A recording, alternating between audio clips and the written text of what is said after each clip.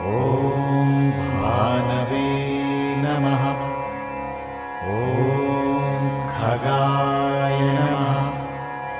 ॐ पूष्णे नमः।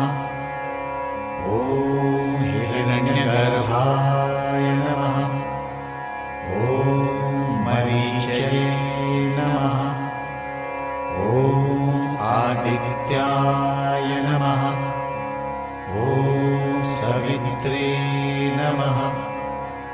ॐ अर्काय नमः।